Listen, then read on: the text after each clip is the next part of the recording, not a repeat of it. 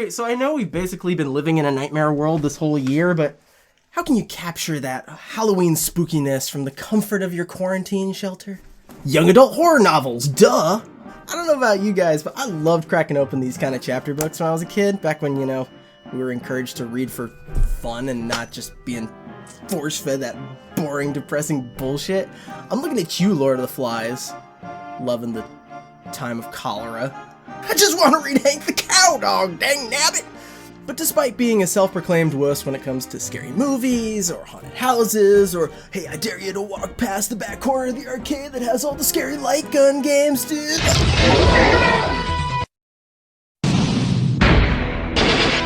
I loved reading these spooky-themed chapter books. There were 3 series that I just ate up as a kid, and first was obviously Goosebumps. The second was our local Michigan-based rip-off series, Michigan Chillers. And third was Paul Zindel's The Zone Unknown series. I really enjoyed these series growing up because they were cool and creepy, but not like too scary or serious, so I'd look cool and mature for reading them, but I wouldn't actually get nightmares. More importantly, though, these all passed the book sloth test for having awesome covers that really grab you. I mean, who wouldn't want to read that? That looks awesome! So yeah, I decided to dust off my collection and revisit some favorites for a special triple feature episode of Book Sloth. Yeah, bet you guys didn't remember that I had an exclusively young adult novel review series on this channel. Now you do. It's been a while. Well, viewer beware, you're in for a mild amount of kid-friendly scares. Also, I'm a spooky torso. I'm gonna haunt you. Boo! We'll go chronological here, and we'll start with the big boy himself. Puts the RL in real scary. We're talking Goosebumps. But we're not just talking any old Goosebumps. We're talking about the original. Give yourself goosebumps. Let's see, let's just lightly graze it over my arm like that. You see what? I got one. This book is incredibly nostalgic for me. This was probably my first foray into the choose-your-own-adventure style book, and I don't know, these are such a great novelty. I don't know why I didn't get into more of them as a kid. I think the other issues in this series were a little harder to come by in my school, but this one is friggin' awesome and still holds up relatively well today. I was pleasantly surprised by the variety of set pieces, and there were some genuine shocks and not too many BS dead ends or flip-a-coin decisions. If you're unfamiliar with the genre, Choose Your Own Adventure was a book series in the 80s and 90s where you would indeed choose your own adventure. Hey kid, you still waiting for Gutenberg to read you a bedtime story? Well, I call the shots now, and I'm dead. God, these books are so hard. Sort of like those old school text-based adventure games with no pictures, like, you find yourself in yon dungeon, ye see a flask, what wouldst thou do? Get flask. Ye cannot get ye flask. Well, get it again, I gotta have that flask, dead. Half the fun of these books is just flipping back and forth all over the book, just like getting disorientated so you can't go back if you make a mistake. And I remember as a kid I used to stick like my whole left hand into the book somehow and bookmark like 5 or 6 different pages at a time. I mean, don't look at me like that. You know you did this too. So, Carnival of Horrors from 1995 is about you, the reader, and your 2 dim-witted friends, Brad and Patty, as you sneak into a carnival the night before opening day. Classic setup. There's tons of different rides and attractions you can check out, but if you decide to go home, turn to page 10. You know, on second thought, I think this park is too spooky for me. I'm just gonna... You're not scared, are you? Beep. At first, I just want to ride some rides, so me and my friends head over to the roller coaster, and then the book's like, hey, why don't you check out this haunted house by yourself? So I think, alright, sounds legit. So I walk over to the haunted house, and then the book's also like, oh, by the way, you want to check out these cool boat rides? And I'm like, what kind of super ADHD does my character have? Just like, give me all the rides up front instead of all this like roundabout indecisiveness. I stick with the haunted house, and immediately the perilous rope bridge collapses underneath me. So I'm falling to my death, and my options are A, try to grab the bridge, or B, flap my wings like a bird. What kind of stupid...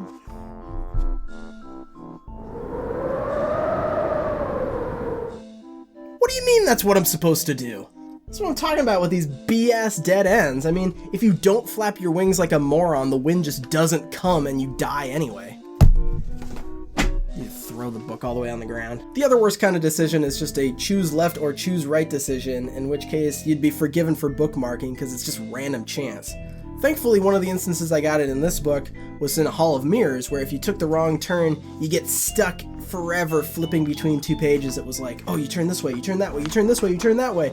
That was a really clever gimmick and might take a reader a couple of tries to figure it out and really freak them out.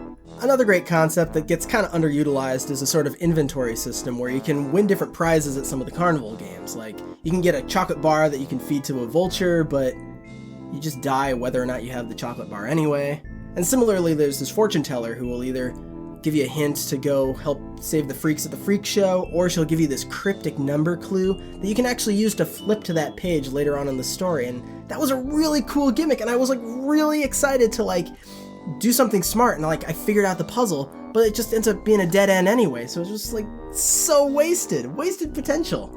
There are also a few Goosebumps cameos like Monster Blood and Slappy the Dummy, but these are really forced and unfunny because they're not just like fun Easter eggs for fans, they're like almost like advertisements. They're just so explicitly like, hey look, there's some Monster Blood TM from my favorite hit book series, Goosebumps. Like, in the world of the... whatever. You run into the dummy and he asks you what the magic spell is, and if you've read the book before, it should be like a fun reward for being a fan of the story, but you just die whether or not you choose the right answer anyway, so it's just totally a waste.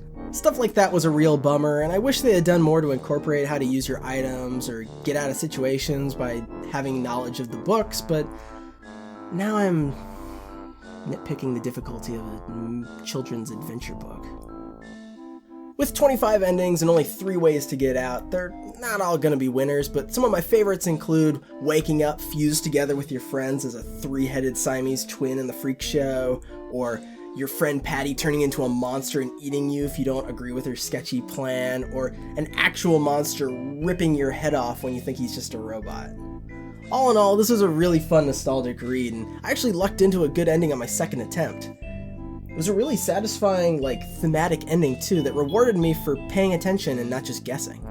After I got about half of the endings, I just read through the whole thing chronologically to see what I missed, and I was kind of disappointed not to find any kind of like secret pages that are like never supposed to be read. Like, how cool would that be to have like a page that was an ending that was like berating you for being a cheater like me and reading a page that wasn't meant to be read? Like, that would have been really cool, but maybe they do something like that in the sequels. Definitely check this one out if you can get your hands on it. But let's move on to the most important part of book Sloth, judging the book by its cover.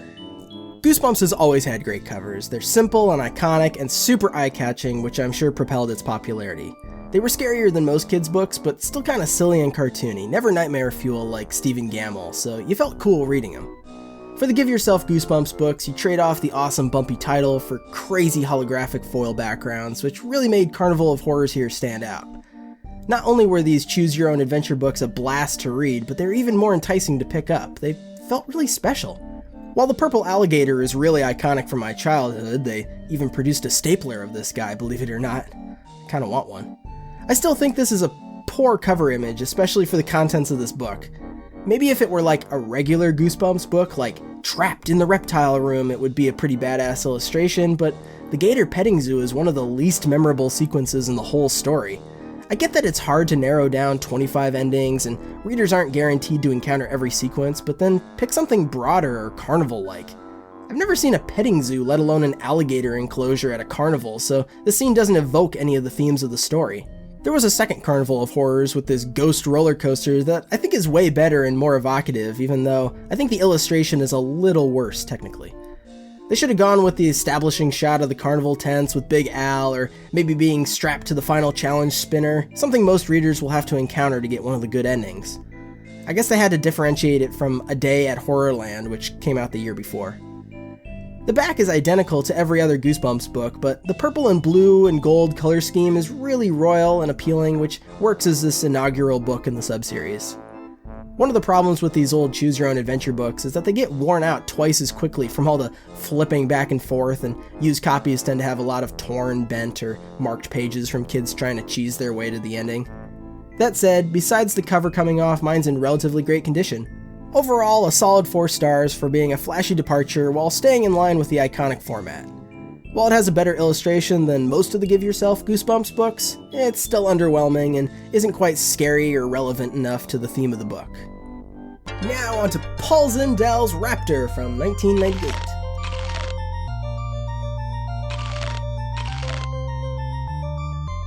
I read this book later on in middle school when I was looking for a more mature horror novel, but I vividly remember sitting there in the library previewing the first chapter and being shocked at how graphically the gore is described, as a donkey is ripped limb from limb and gutted by this mama raptor. But I thought I remembered the paleontologist getting ripped apart, so it was a little less impactful. The story is about that man's teenage son Zach, who moves with the family to Utah so the dad, paleontologist, can work on a fossil dig there. His dad is hospitalized after the encounter with the raptor, and the only thing he's able to communicate to Zach is to go back to the dig site to find a mysterious egg that he found there. So Zach and his Native American love interest Utah go on a wacky adventure through some caves to find some mutant dinosaurs before the ruthless Dr. Bonehead gets there first and claims all the recognition for himself! Yeah, God, these names are so bad. I mean, Utah, Dr. Bones, the paleontologist, get it? The writing itself isn't half bad. The scenes with the dinosaurs can actually get as tense and thrilling as the same raptor scenes in Jurassic Park. The highlight being an extensive chase scene through Zach's house as the mother raptor smashes through some windows like a friggin' slasher villain, but the characterization is just super weak. Zach is super unlikable and entitled and risks his and Utah's life for fame and fortune. The only other supporting characters are also Native American relatives of Utah, like her uncle and her grandma, and are the real voice of reason, begging Zach not to do his reckless, destructive behavior. He hatches the baby egg, immediately imprints on it, and names the baby Honker. Again with the names, Paul. And then the mother raptor immediately sniffs him out and destroys the house and nearly kills him half a dozen times before taking the baby back. So Zach's brilliant scheme is just to charge headfirst into these unknown caves with no idea where he's going and just stumble across the baby raptor and hightail it out of there while acid-spitting xenomorph dinosaurs try to hogtie him with his own intestines. Oh, there ends up being so many death traps, and it takes him a whole day to find the baby dinosaur, so without Spider Grandma's map and walkie-talkies and supplies, Zach would have died immediately. Even then, everyone tells him to not disrupt nature, and he doesn't even stand a chance of getting out of there alive with the baby raptor anyway. It's really frustrating how much Zach pushes everyone around to go on his insane suicide mission just to avenge his father for fame and fortune and stick it to this one paleontologist who's kind of a dick. There's some tension when a ticking clock gets introduced as Dr. Bonehead tries to flood everybody out of the caves, but then it just ends with this awkward, confusing confrontation with Dr. Bones and Zach and the massive Utah raptor, and somehow the bad guy and the dinosaur fall off a railing in an abandoned dam, and the other dinos just escape into a valley. I remember liking this book a lot more when I was a kid, even more than Zindell's other books like Locke, but I don't know, this one's, other than a couple of tense sequences and one more gore shot, it's just basically a bunch of walking around in boring caves. Despite some cute flirtatious moments between Utah and Zach, Zach just ended up being too demanding and abusive to Utah, so I didn't even really root for them to end up together either. But how does the cover fare? It was the reason I picked up the book in the first place. Raptor here is a case of less is more for sure. It's an amazing illustration by Daniel Horn that really jumped out at me, literally. The cave-dwelling mother raptor herself emerging from the darkness and peering over the title is really effective and encapsulates the narrative perfectly. But it's those teeth, those goddamn crazy impractical teeth, man, that really sold me immediately. Something about the impossible bouquet of fangs jutting out of the side of the raptor's face was so haunting and unique, I just had to learn more.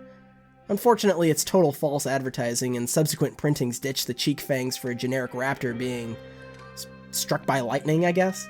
Not sure why the raptor's got 3 fingers on the right and 4 on the left. I looked into this and saw the original illustration had 3, so it was just some weird formatting error that doubled its fingers.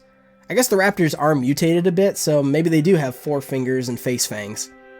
Also, the image seems to be squished a little bit, which makes sense, but isn't too noticeable on the cover, but the backside is just hideous. The image is so amateurishly stretched, and it only takes up this little space in the corner, so the whole thing is just awkwardly wrapped around the bottom of it. I'm already not a fan of reusing images from the front cover on the back, but they reuse it on the spine too. I never even noticed. It's practically unintelligible. The back really didn't need any flourish, but maybe at least keep with the rectangle format that they're going for and have the image extend down to the bottom so we don't have this weird angle. Then the font within a font here is bizarre and kind of annoying. They use it for the spine as well, and it's even weirder because it's not even lined up correctly. It's almost lined up with the letter A, but then it just keeps on going. This is one of the worst book spines I've seen in a good while, and they're pretty hard to screw up. The survival of the fittest is much better, but they could have reduced the size by 1 or 2 points and actually lined it all up, but they still messed up. I don't mind the Hyperion Press logos everywhere, it looks fine on the front cover, but it's weird that it's a different style each time. Like, it's every other letter on the front, and then only the E and R on the back and in red for some reason, and then black and white with alternating color text on the spine. It just makes the whole package more cluttered and confusing. Really, other than the sick illustration, this cover is kind of lackluster. I'll throw it a 2.5.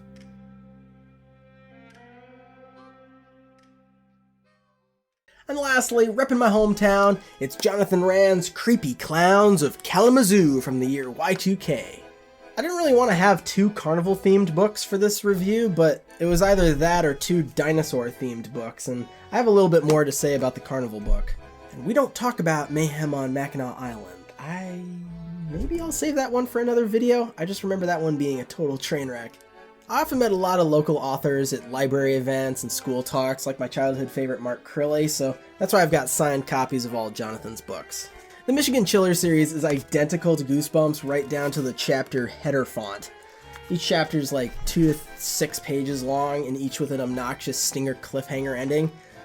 I'll admit it's a halfway decent hook, but with these books being so short, with so many predictable red herrings, it just becomes so exhausting to read. Regardless, I read all 10 of the original series when I first discovered it, and Jonathan's been making new ones every year since. He released Lair of the Lansing Leprechauns this year! God, and it still looks like it's from 2002. Oh, saints preserve us! Boy, I'm getting shelter!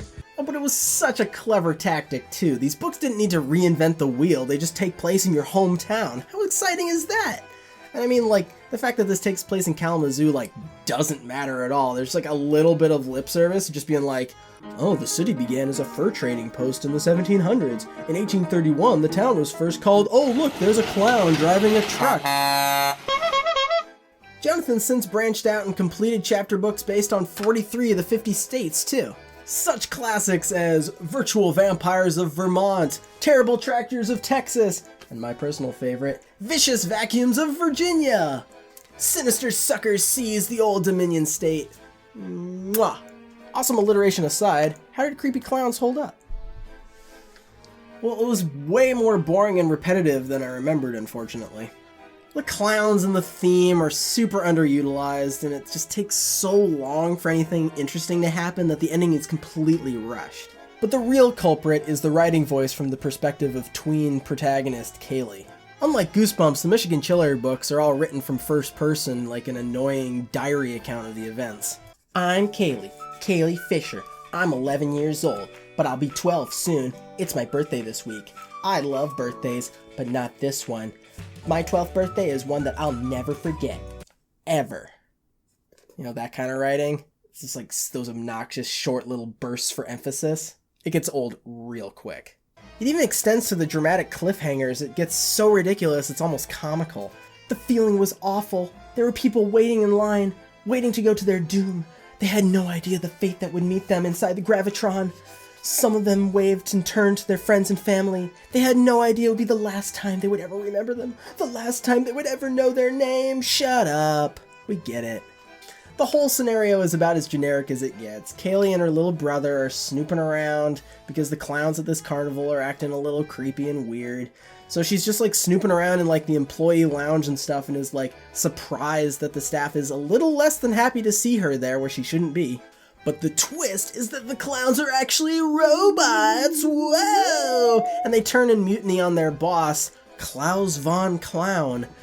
But it's like so rushed, it's like at the very end of the book, so you don't really believe that it's true. You still don't believe that Klaus isn't the bad guy who's just like manipulating these kids or something. They introduced the Gravitron ride after the robot reveal, so that's not even like a satisfying build-up either. It's just a new ride that appears to like suck people's brains out. especially after a pretty grounded story without any sci-fi or magical elements. The first half is just like so slow. It's just like goes from the tent to the haunted house, back to the tent, back to the haunted house, and then it's a mad dash between the Gravitron and the house and the tent and the Gravitron and the office and the tent again. It's just like, it makes the park seem so pitifully small and doesn't really utilize the setting in any interesting ways. It's somewhat interesting that this whole scenario happens behind the scene and none of the patrons figures out what's going on, but there's not really any reason that Kaylee and her brother wouldn't enlist other help from people at the carnival. I mean, everybody gets locked in and there's no real panic. The fact that every clown explodes violently and then Klowns somehow keeps the park running for another week is totally implausible, and then why would you trust this guy again? Definitely a less fun read than Carnival of Fears, and I actually got less of that carnival creepiness factor too. I guess just the fact that it takes place in Kalamazoo was enough to give it a pass back in the day, but does the cover save it? I've got much less to say about Creepy Klowns because it's pretty simple. It sticks to the Goosebumps mold with a nice big illustration, a memorable logo, quippy taglines, and a catchy title.